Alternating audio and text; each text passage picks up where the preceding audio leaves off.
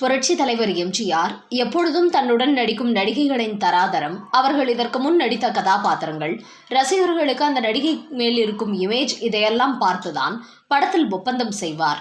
ஒரு நடிகை நடிக்கும் பொழுது நல்ல கதாபாத்திரங்களை தேர்வு செய்து நடிக்க வேண்டியது அவர்கள் முன்னேற்றத்திற்கு உயர்வை கொடுக்கும் என உறுதியாக நம்பிய எம்ஜிஆர், தன்னுடன் நடிக்கும் நடிகை கூட இமேஜுடன் இருக்க வேண்டும், எந்த தவறும் அவர் மீது சொல்லிவிடக் கூடாது என்பதில் கவனமாக இருந்திருக்கிறார். அந்த வகையில் நடிகை பத்மினி மீது எப்போதுமே நல்ல அன்பும் அக்கறையும் கொண்டவர் எம்ஜிஆர். நல்ல கதாபாத்திரங்கள் என்றால் அவருக்கு கொடுக்க தயங்காதவர். அதற்கு ஒரு உதாரணம் உண்டு. மதுரை வீரன் படத்தில் வெள்ளை அம்மாவாக நடிக்க பத்மினியை தேர்வு செய்தார்கள். அப்போது அந்த கதாபாத்திரத்தில் திருட்டு கூட்டத்திற்கு தலைவியாக பத்மினியை சித்தரித்திருந்தார்கள். அதை கேள்விப்பட்ட எம்ஜிஆர், பத்மினி ஒரு குடும்ப தோற்றம் உள்ள பெண்மணி, அவரை திருட்டு கூட்டத்தின் தலைவியாக சொன்னால் மக்கள் ஏற்றுக்கொள்ள மாட்டார்கள், எனவே கதையை திருத்தி எழுதுங்கள் என்று சொன்னார். ஆனால் படத்தின் இயக்குனர் இல்லை இப்படிதான் இருக்க வேண்டும் என்று வாதிட்டார். அப்படியென்றால் நான் நடிக்க மாட்டேன் என்று சொன்னார் எம்ஜிஆர். இது கலைவாணர் NS கிருஷ்ணன் வரை பஞ்சாயத்துக்கு போனது. கலைவாணரும் எம்ஜிஆர் சொல்வதை நான் ஆமோதிக்கிறேன், பத்மினியை மோசமாக காட்டினால் ரசிகர்கள் படத்தை ஃப்ளாப் ஆக்கி விடுவார்கள், எனவே எம்ஜிஆர் சொல்வதை போல கதையை மாற்றி எழுதுங்கள், பத்மினிக்கு டூயட் சாங் எல்லாம் வையுங்கள் என்று சொன்னார். இயக்குனர் வேண்டா வெறுப்பாக பத்மினியை எம்ஜிஆருக்கு உதவி செய்யும் கதாபாத்திரத்தில் நடிக்க வைத்து, ஏற்று பிழைக்கும் தொழிலே சரிதானா என்கிற பாடலையும் வைத்து படத்தை உருவாக்கினார்கள். படம் மாபெரும் வெற்றியடைந்தது. எம்ஜிஆருக்கு தெரியும் மக்களுக்கு எது பிடிக்கும் என்று. அதே போல ரிக்ஷாக்காரன் படத்தில் எம்ஜிஆரின் அக்காவாக நடித்திருப்பார் பத்மினி. அந்த வேடத்துக்கு முதலில் விஜயகுமாரியை தேர்வு செய்திருந்தார்கள். ஆனால் எம்ஜிஆர் தலையிட்டு இந்த வேடம் படத்தில் மிக திருப்புமுனையை ஏற்படுத்தும், எனவே பத்மினியை போடுங்கள் என்று சொன்னார். சத்யா மூவிஸில் எம்ஜிஆர் பேச்சுக்கு வேறு பேச்சு கிடையாது. எனவே பத்மினியை தேர்வு செய்து எம்ஜிஆரின் அக்காவாக நடிக்க வைத்தார்கள். படம் வெற்றிகரமாக ஓடியது. இப்படி தன்னுடன் நடிக்கும் நடிகர் நடிகைகள் முதல் டெக்னீஷியன் வரை எம்ஜிஆர் கவனமாக பார்த்து தேர்வு செய்வார். அதனால்தான் எம்ஜிஆர் படங்கள் இப்படி மாபெரும் வெற்றி அடைந்தது. பத்மினியுடன் எம்ஜிஆர் நடித்த படங்கள் அனைத்தும் பேசப்பட்ட படங்கள். மதுரை வீரன், அரசிலங்குமரி, மன்னாதி மன்னன், ராஜராஜன், ராணி சம்யுக்தா போன்ற படங்கள் பெரிதும் பேசப்பட்டது. இவர்கள் இருவரும் சேர்ந்து நடித்த ஜோடி படங்கள் மக்களுக்கு மிகவும் பிடித்தமான படமாக இருந்தது.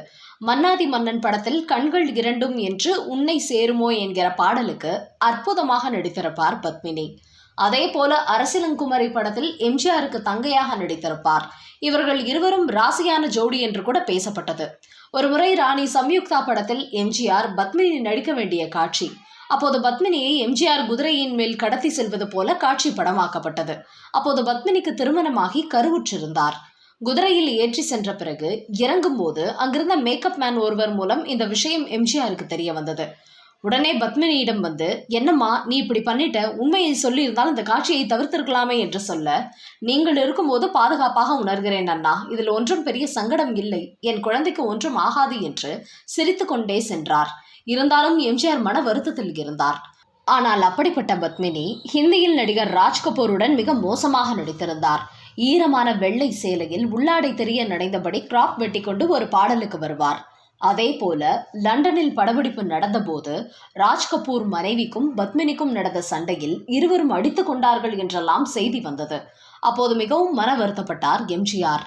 உடனே போனில் பத்மினியுடன் பேசிய எம்ஜிஆர், என்னம்மா உன்னை பற்றி இப்படி செய்திகள் வருகிறது, இது போன்ற மோசமான படங்களில் நடித்து கொண்டு இருக்கிறீர்களே, உங்கள் எதிர்காலம் என்ன ஆவது, தயவு செய்து பணத்துக்காக இப்படியெல்லாம் கேவலமாக படத்தில் நடிக்க வேண்டாம், நான் ஒரு அண்ணனாக உங்களுக்கு அறிவுரை சொல்கிறேன், அதன் பின் நீங்கள் கேட்பதும் கேட்காததும் உங்கள் பாடு என்று சொல்லிவிட்டார். பத்மினி ஒரு கணம் ஆடி போய்விட்டார். இவருடன் நாம் அதிக படங்கள் நடிக்கவில்லை என்றாலும் நம் மீது இவ்வளவு அக்கறை கொண்டு இப்படி சொல்கிறாரே என்று அதிர்ச்சியடைந்து அதுபோன்ற படங்களில் இனி நடிப்பதில்லை என்று முடிவு செய்தார். அதே போல பத்மினியுடன் எம்ஜிஆர் நடிக்க வேண்டிய ரிக்ஷாக்காரன் படத்தில் நடித்து கொண்டிருந்த போது பத்மினி வெளிநாட்டில் உள்ள கணவரை பார்க்க விசா வாங்கி வைத்திருந்தார். அன்றைய தினம் அவர் கிளம்ப வேண்டிய நாள். எம்ஜிஆர் காதுக்கு இந்த தகவல் போனதும் உடனே வேறு எந்த காட்சியும் எடுக்க வேண்டாம், பத்மினி நான் சம்பந்தப்பட்ட காட்சியை முதலில் எடுத்துவிட்டு பத்மினியை அமெரிக்காவுக்கு அனுப்புங்கள் என்று உத்தரவு போட்டார் எம்ஜிஆர். அவர்கள் இருவர் சம்பந்தப்பட்ட காட்சிகளை இரவு பகலாக எடுத்து விரைவில் முடித்துக்கொண்டு பத்மினியை அமெரிக்கா அனுப்பி வைத்தார்கள். இப்படி எல்லா வகையிலும் ஒரு அன்பு சகோதரனாக பத்மினியின் மனதில் இடம் பிடித்தவர் மக்கள் திலகம் புரட்சி தலைவர் எம்ஜிஆர்.